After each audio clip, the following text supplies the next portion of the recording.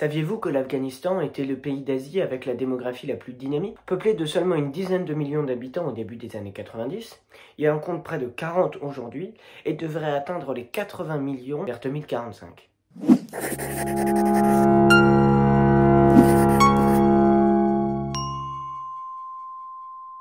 Bienvenue sur l'histoire de A à Z. Chaque vidéo de la chaîne va raconter l'histoire d'un pays et nous allons étudier l'histoire des 199 pays du monde dans l'ordre alphabétique. Commençons dès aujourd'hui par l'Afghanistan. Un pays d'Asie de près de 40 millions d'habitants entre le Pakistan, l'Iran, le Turkménistan, l'Ouzbékistan, le Tadjikistan et la Chine.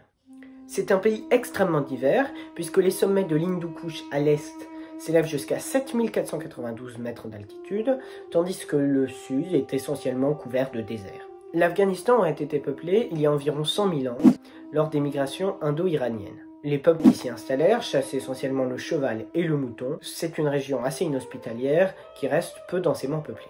Au 7e siècle avant notre ère, les Mèdes, puis les Achéménides, venus de Perse, conquièrent le territoire actuel de l'Afghanistan qu'ils divisent en 3 satrapies, c'est le nom de leur région. Puis en 328 avant Jésus-Christ, Alexandre le Grand entreprend la conquête de la Bactriane, région nord de l'Afghanistan, entre autres afin de contrôler la passe de Khyber qui donne accès aux plaines de l'Indus. Il épouse même une princesse locale du nom de Roxane. Alexandre va laisser une empreinte très forte sur le pays. Il fonde notamment Kandahar, aujourd'hui la deuxième ville de l'Afghanistan, et à sa mort, ses généraux fondent l'empire séleucide qui sera vite renversé, la Bactriane reprenant son indépendance. Mais la Bactriane est gouvernée par des rois grecs. Émerge alors une culture et un art gréco-bouddhique unique au monde qui a laissé de nombreux vestiges. Vers moins 180, les Bactriens envahissent la vallée de l'Indus, ce qui divise le royaume en 2 aires culturelles, gréco-hindou et gréco-bactrien.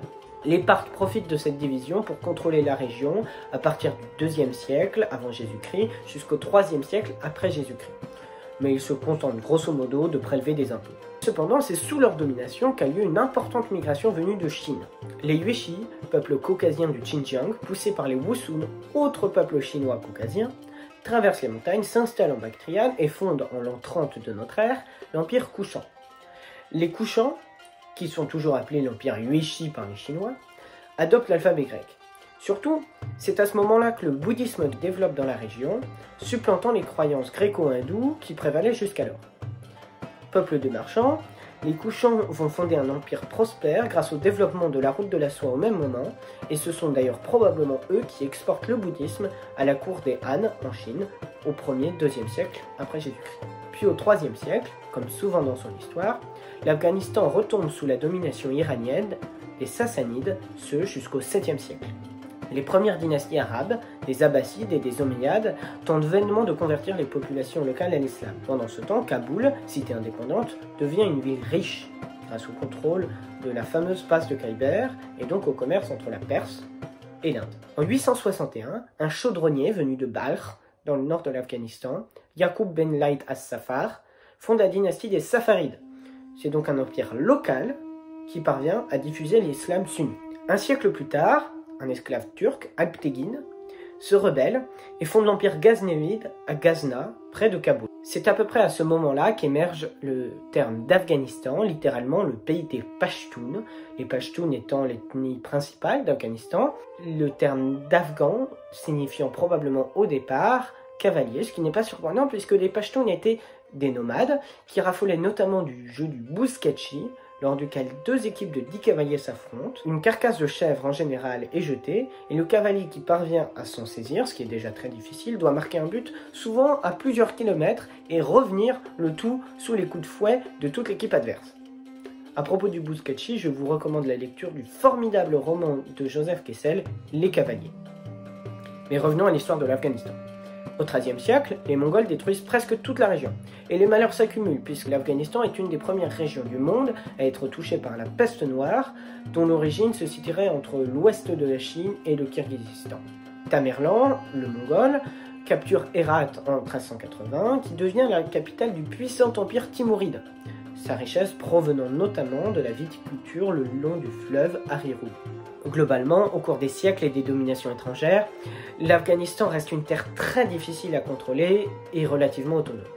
les dynasties perses des Séfévides puis des Afsharides se contentent de pratiquer l'esclavage et de prélever des impôts.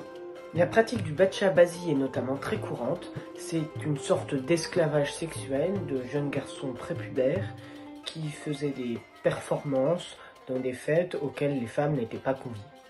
En 1747, alors que Nader Shah, fondateur de la dynastie des Afsharides, est assassiné, un de ses militaires pashtuns, Ahmed Shah Durrani, vole le sceau et se proclame empereur d'Afghanistan à Kandahar. Il conquiert Kaboul en 1748 et règne jusqu'en 1772.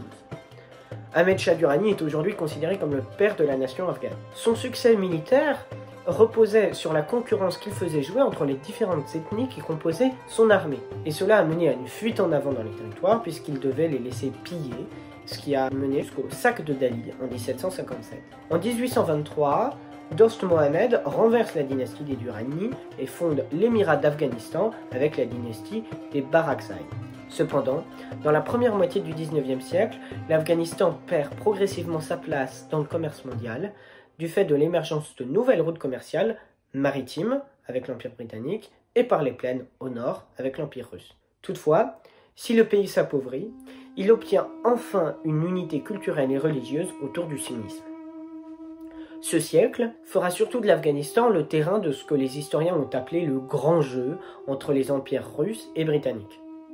En 1839, les Anglais envahissent Kaboul, dont ils sont rejetés en 1842 au terme de la première guerre anglo-afghane. Cependant, ils laissent le pays dans le chaos, sous la menace des incursions perses et russes. Alors les Anglais, qui craignaient pour la sécurité de leur empire en Inde, reviennent en Afghanistan en 1878 et établissent un protectorat par le traité de Gandomak en 1879 à la suite de la deuxième guerre anglo-afghane. La dynastie régnante des Barakzai reste sur le trône, conserve une autonomie complète, sans présence militaire britannique, acceptant simplement de repousser les Russes. Au même moment, l'émir Abdurrahman Khan déclare une fatwa contre la tribu des chiites Hazara au centre du pays, qui seront pour beaucoup réduits en esclavage, dont des Pashtuns voleront les troupeaux et qui seront repoussés vers les montagnes du centre du pays. En 1893, les Anglais imposent le tracé de la ligne Durand qui dessine les frontières actuelles de l'Afghanistan, créant notamment le corridor du Wakhan qui sert de tampon entre le Tadjikistan russe et le Pakistan anglais. En 1919, cependant, un nouvel émir, Amanullah Khan, envahit Peshawar au Pakistan et sort victorieux de la troisième guerre anglo-afghane. Le traité de Rawalpindi accorde son indépendance à l'Afghanistan la même année. Réformateur, Amanullah Khan développe l'éducation dans le pays et adopte une série de mesures en faveur du droit des femmes.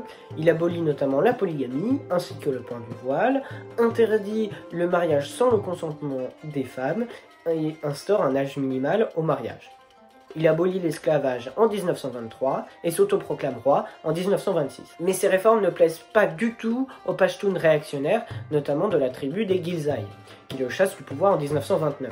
Un de ses ministres, Mohammed Nadir Shah, prend alors le pouvoir, aidé par les Britanniques. Il rejoint la Société des Nations, reste neutre durant la Seconde Guerre mondiale et non aligné durant la guerre froide. De 1953 à 1963, son cousin et Premier ministre, Mohammed Daoud Khan, industrialise le pays et donne notamment le droit de vote aux femmes, ce que les conservateurs ne peuvent pas supporter et il est forcé de démissionner. Mais Mohammed Daoud Khan revient au pouvoir en 1973 à la suite d'un coup d'État non violent et se déclare président d'un régime à parti unique. En 1978, l'un de ses alliés, le Parti communiste, mène ce qu'on a appelé la révolution de Sor et instaure la République démocratique d'Afghanistan. En 1979, de nombreuses tribus, mécontentes du régime communiste et laïque, se révoltent et forcent l'Union soviétique à intervenir. Elle envoie 2 divisions d'infanterie qui contrôlent progressivement toutes les villes, formant un cercle qui se rejoint à Kaboul, qui était déjà sécurisé par l'envoi de 2 divisions aériennes. L'URSS ne parvient pas à contrôler les zones rurales aux mains des Moudjahidines, ces combattants conservateurs et anticommunistes, armés par le Pakistan et financés par l'Arabie Saoudite et les États-Unis. L'Union soviétique s'embourbe et doit quitter le pays 10 ans plus tard, en 1989, la guerre d'Afghanistan ayant profondément écorné son image. Le gouvernement ne tient pas longtemps et tombe dès 1992. Les accords de Peshawar fondent alors un État islamique d'Afghanistan autour des 7 groupes moudjahidines principaux. Cependant, un chef moudjahidine, Gulbuddin Hekmatyar, les rejette et assiège Kaboul. En effet, les Moudjahidines sont extrêmement divisés. Leurs différents leaders alimentent les rivalités ethniques, le commandant Massoud dirigeant les Tadjiks au nord, Abdul Rachid Dostom les Ouzbeks à l'ouest et Golbuddin Hekmatyar les Pashtuns à l'est. À cela s'ajoutent les chiites au centre du pays, regroupés au sein du SB Wadat, ainsi que les communistes qui militaient pour un État fédéral de peur d'être opprimés. Et dans ce chaos, un groupe de Pashtuns ultra-conservateurs, les talibans, apparaît en 1994 dans le sud, près de Kandahar, offrant un cadre légal clair, la charia. En 1996, ils contrôlent la quasi-intégralité du pays et le Mollah Omar devient le chef de l'État. Seule l'Alliance du Nord, du plus modéré commandant Massoud, résiste. Ce dernier est d'ailleurs assassiné le 9 septembre 2001 dans un attentat suicide par Al-Qaïda, dont les talibans hébergent plusieurs chefs, dont Oussama Ben Laden. Après le 11 septembre, les États-Unis exigent qu'Oussama Ben Laden soit livré, ce que les talibans refusent, et qui va pousser George Bush à déclencher la guerre en Afghanistan, qui va balayer le régime des talibans en quelques semaines et installe Hamid Karzai à la présidence dès décembre 2001. Mais le nouveau gouvernement ne contrôle qu'une faible partie du territoire, et cela malgré le soutien continu de 100 000 hommes et femmes de l'OTAN. Et les talibans sont de nouveau particulièrement actifs. Ils se sont assouplis, autorisant notamment la culture du pavot, qui est nécessaire à la production de l'opium, dont l'Afghanistan est le premier producteur mondial, et qui constituerait pas moins de 35% de son PIB. Voilà, c'est tout pour aujourd'hui, j'espère que ça vous a plu. A bientôt pour la prochaine vidéo sur l'histoire de l'Afrique du Sud. N'hésitez pas à m'écrire vos remarques dans les commentaires.